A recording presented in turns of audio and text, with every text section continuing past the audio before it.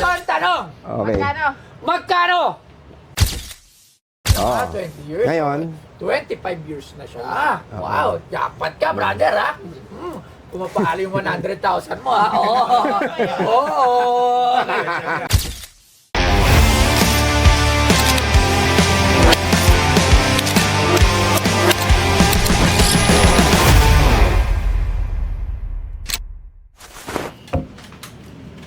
Boss, magandang umaga. Tambay. Magandang umaga po. Ano po pangalan? Lapit po kayo. Julius po. Julius Babaw. Francis. Magalona. Grabe ah. Taga saan po kayo? San Juan po, Batangas. Oh, layo.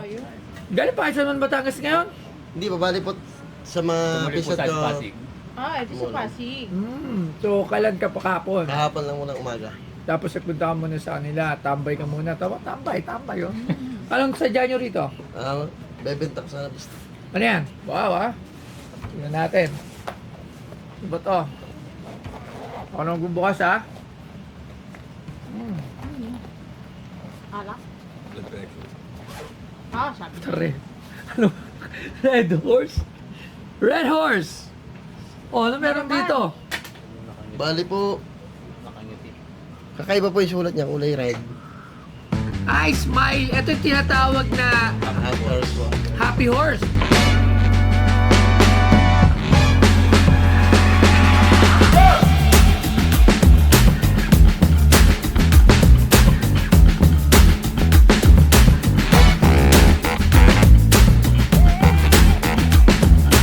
Ang Red Horse Beer ay isang kilalang inumin mula sa San Miguel Brewery na unang ipinakilala noong 1982 sa Pilipinas. Kilala ito dahil sa malakas nitong lasa at mataas na alcohol content na nasa 6.7% ABV. Ang Happy Horse ay isang espesyal na bersyon ng bote ng Red Horse Beer kung saan ang kabayo sa label ay may ngiti kumpara sa karaniwang seryosong kabayo. Ang mga boteng ito ay bihira at madalas na itinuturing na collectible ng mga tagahanga ng Red Horse. May paniniwala ang ilan na mas malakas ang laman ng mga Happy Horse bottles kumpara sa karaniwang Red Horse, ngunit walang opisyal na kumpirmasyon tungkol dito.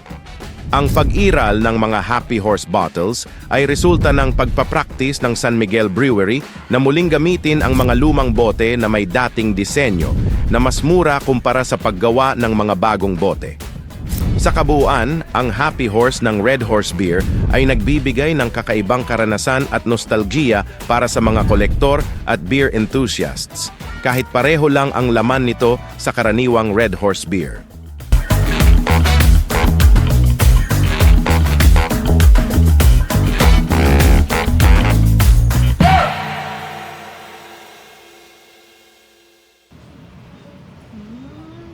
Tapos red yung sulat. Matagal na po sa akin yan, mga siguro po mga 20 years na. 20 years? Apo. Wow, manginginom ka. O, so, Dati naginom kayo po. kagabi. Tumagay mo. Oh, ano ba sabi sa'yo? Buti hindi nyo pala buksan. Excited. Excited. Alright. Excited, ha? Hindi excited. Excited. Nakaano ba? Excited. Okay. Ano naman ang gusto nyo gawin dito? Inumin natin. Kung 20 years to, Lasang, ano na to? Hinog na sa panahon to. Masarap na tong inumin. Kumbaga sa alak, iba na ang lasa na to. Magnifico. sige nga mo sana. Ano gusto nyo gawin dito? Pagbibili po sana. Magkano naman? Magkano ba sa tindahan ng Red Horse ngayon? Oo, wala pa siya dati yung ano. Ngayon may presyo na di ba? May presyo na. Magkano ba ang Red? Sino manginginom dito? Magkano ang Red Horse? Oo, alam nila. 150? 165 daw. Ha? 165. Ang mahal! Magkano? Dati, nilalakaw namin to sa tindahan. Kasama ko si Rudy. Oo, ayan, shoutout sa mga tindahan na tinakbuhan namin ng Red Horse dati. Pero mga parang 50 lang dati, no?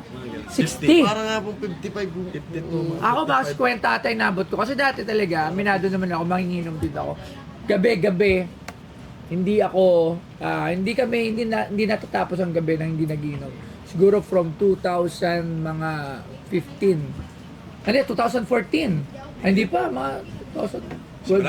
Oo, 2013 o 12, no? Mga 2012 hanggang 2000, mga ilang taon yun, mga 5 taon.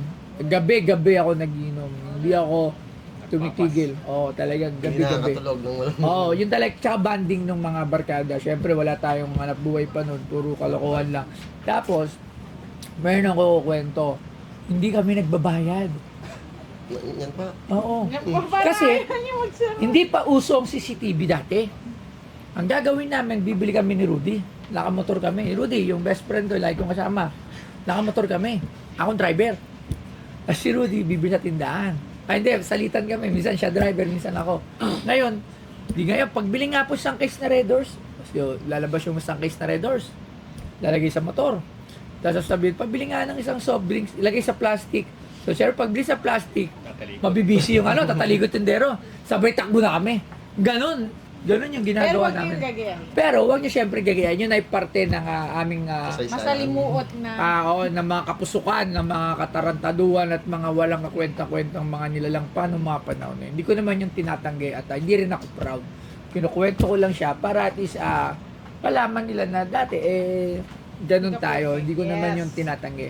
Okay, so magkano nyo naman ito binibenta? Walang yan nagbenta happy hours dito. Kakaiba to Happy ang trippings nyo mga brother! Magkano ito binibenta? Yan, boss, na nakalagay sa, sa pinirmahan, yung tawag dito sa cellphone. Ano yun? Yan, yung sinen. Mga admin. Opo, sa admin. Kausap. Nakalagay po dyan ay 100. Pang-karera, pang-show at sa lahat. Basta, Bomex lang, number 1.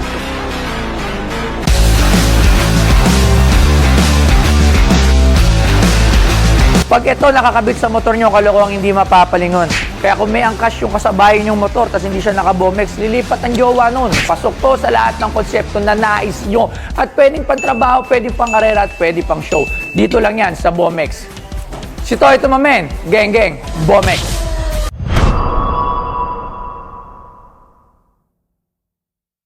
po dyan ay 100K. 100K? Taga Batangas talaga to. Oo. Doon ako sa Barako Fest sa February. Alam mo yung Barako Fest? Noong nakaraan po, nasa Lipata po kayo. Lagi kami doon. Ngayon, Hindi ko nga saan pupunta po doon. Asawa ko idol na idol. Idol ko rin kayo. sa February, meron tayong fest doon, Barako Fest. So, andun Sa Lipa din po. Yung taga Batangas ka, di mo alam yung Barako Fest. Yung ginagawa na malaking event. Oo, doon nga. Doon po kayo nakaraan. Oo, punta tayo doon. Okay, so, 100,000. Saan nyo nakuha yung presyo 100,000? Wala, naisip ko lang po. Nilagay ko lang. Hindi ka pa balasing ngayon? Ha? Sure ka?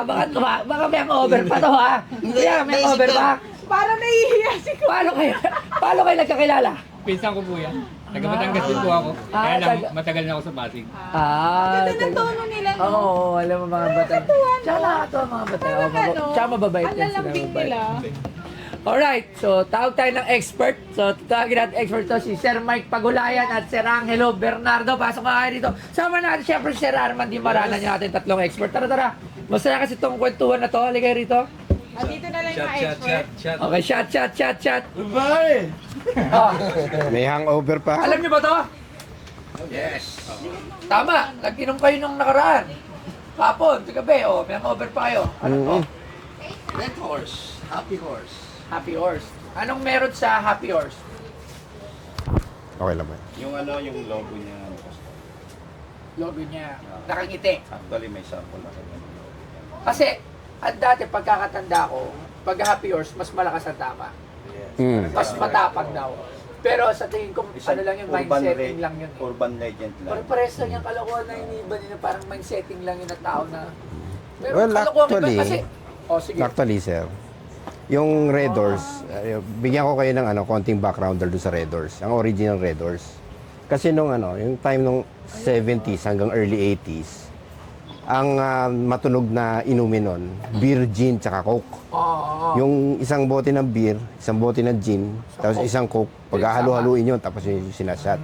Ngayon, para na lang, all in one, Red Doors na yung inano nila. Nang nilabas ng San Miguel. Ngayon, yung Red Horse, ang tama niya originally, nung college ako, mga mga 12%. Pero Mga dati ganun. Malakas siya dati. Bago Red Doors, meron pa mas nauso na yung mucho muna. Kasi nung kabataan ako, mucho ang inom ko high school eh. Yung grande. Sa gold. Tapos Ah, hindi. Gold 45 tsaka Gold Eagle. Oo. Gold Eagle. Actually, yan Oh, yung pero may hina yung mga yun. counterpart ng gold. Oo. Parang dumating sa akin to, mga parang nasa 20 years old na ako. Ininom ko Inintroduce talaga. yan, sir, 1982. Yun. 1982. Wow, pero nung nagsimula ako mag-inom, nung high school ako, mas inom ko yung Mucho? Gold Eagle beer. tsaka Gold brand. Eagle beer. Kasi yung Gold Eagle, ang San Miguel, yung PLPLC nila, ang counterpart nun is Manila Beer. Diba? Ah. Tapos naglabas yung Manila Beer ng counterpart nito, yun nga yung Gold Eagle. So parang pareho sila ng tama. Alright. Red Doors Beer. Ito ang tama. Siyempre, sa San Miguel tayo. Dahil siyempre, shoutout nga pala sa Ginebra family ko dyan. Yes. Oo. Sasabi nga nila nung una. Nire-renew nila ulit ako for 1 year ulit. Wow, congratulations! Woohoo! Okay, 1 year ulit tayong Ginebra endorser. Alright. So, anong meron dito? Ayun, so originally, yung Red Horse talaga, lahat yan happy horse. Lahat yan malakas yung tama. Yan. So eventually, binaba yung proof. Yung ibig sabihin, Tama. yung tama niya, hanggang sa ngayon, ano na lang yata yun? 7 na lang eh. 6.9 na lang. Tapos ang export nila is 8 years. From 12. Oo. So, anong special dito sa Happy Horse? Okay. Aside from different red letter red, kasi yellow yan dapat eh. Kasi yung collector, usually, kapag nagmongolekta ng bote yan, lahat ng differences ng logo, kinokollect nila. Connect. Oo. So ito, yung difference nito dun sa isa, na variety ng print, is hindi nakatawa yun. Yes. So yun, dahil iba nga to, dun sa unang print nila, yung collector, kukolektahin na din. Kasi para lang magkaroon sila ng Variety. Pero sobrang dami kasi ng red doors. Eh. Actually, meron ako din yan. Okay, magkano naman to? Okay. One more thing, add ko lang. Yung ano to, makikita mo yung year dito actually. Yung eksaktong year kung kailan sa ginawa. Ayan. Sabi mo 20 years ha. Tingnan natin ha. Oo. Sige. So yung bote mismo, ginawa siya dito. Kita mo yan, merong 1999? 1998 ba yan? 1999? Oo. So 1999 yung bote. Oh. Yun. Oh, lampas na ba? Oo. 20 years. Ngayon, 25 years na siya. Wow, jackpot ka, brother ha. Pumapalo yung 100,000 mo ha. Oo. Okay. Ito ang tanong. okay. Magkano? Sa akin, nakabili ko niyan 1 year ago. Okay. May laman din. Ang tawag nila dyan, 350, brother. 350. Ayon sa mga kaibigan nating taga-bote, 500 pesos. 500 pesos! Wow! Sarami no? I concur. Ano no? I concur. I concur. Ibig sabihin, nag-agree ako sa kanila. Alright. Okay, maraming salamat, sir. Okay, okay. Okay. Thank you. Ay, hindi pa napainom tuloy siya. Mukhang malungkot ang mukhang malungkot ang manginginom natin. Lapit kayo rito. So, Mas parang mataas, 350. 350 tsaka 500. Oh, boss, 500 pesos. Pero, bigyan mo na lang sila pamasahe kasi natutuwa naman ako sa kanila. Kasi galing ng San Juan, At saka Batangas. tinan mo yung ano. Nakasasakyan kayo, no? Hindi po. Nag-gram lang kayo punta dito. Okay Magkano lang, gram? oo. 400. 400. 400 ka rin. Totoo yun. Kasi simula Pasig. Eh, yung ikaw sa Batangas, paano ka nakapunta rito? Hindi, nagbus po.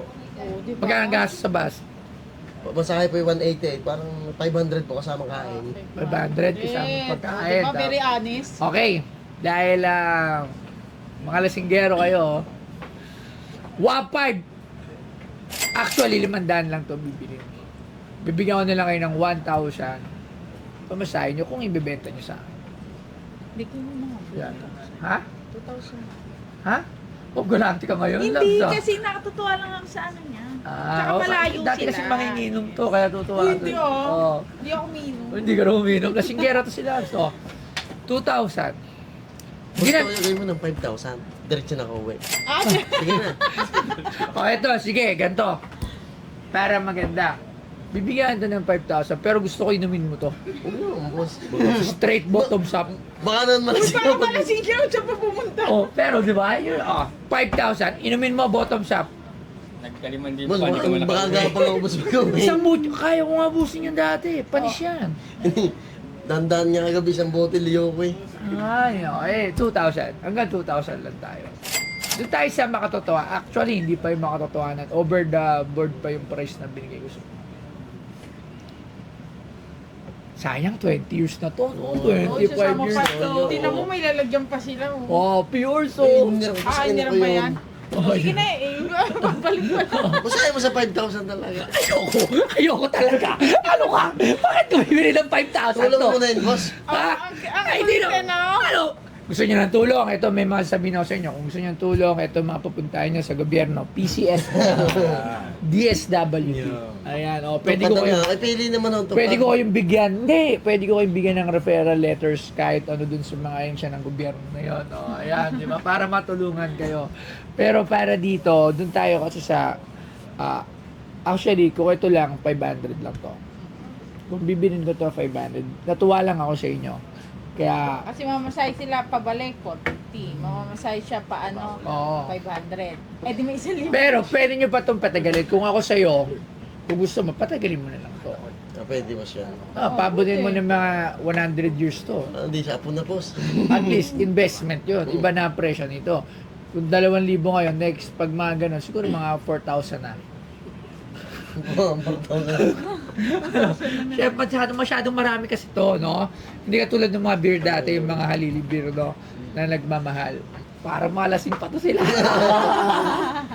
Ano? Mas pwede namang hindi na ibenta, no? Oh, pwede. Oo, naman. pwede. Pwede nyo naman itabi. Bigyan ko na lang kayo. Bigyan mo na lang sila ng Ah, pamasahe. Bigyan ko kayo ng 100 pesos. 100. Hindi, sige ako lang ba? Bigyan ko ng pang gano'n. Hindi. Baka naman makakabalik pa susunod pag... Wala naman Oo sa naman. pilitan kasi nga kung feel nyo talaga na kolekto Oo. at pagdating ng tamang panahon magmahal. Malay mo after 100 years tumaas na, di ba? Papawana mo. O kaya Hindi, birthday ko din yan, yung bubuksan ko. Parang kakaiba nung... memorable Oo. pala to. Memorable pala to. Eto rin magiging memorable ditong episode sa'yo. Papanoorin mo lagi to. Yes. Ito nga pag Karangalan Ibalik po niya na kayo lang to makaharap sa dito. Pinoy Pornstar. Malay mo si Toyo liit na yun nandito. malay mo. Yan. At least, di ba, isang memorable na rin yung paduan na pinaggagawa mo sa buhay. Okay, so di bibenta. Maraming salamat, Bigyan na brother. lang kay pamasahe. Thank you. Thank you po. Thank you so much. Di binenta nga, viewers. Masaya naman po ang pupunta namin dito sa Pinoy Pornstar. Salamat kay Boss Toy at kay Madam. Shoutout nga pala sa mga taga San Juan, Batangas, yung mga magiinom dyan. Ayun, hindi nabenta ang ating Red Horse, mga idol. Sa susunod na balik na lang.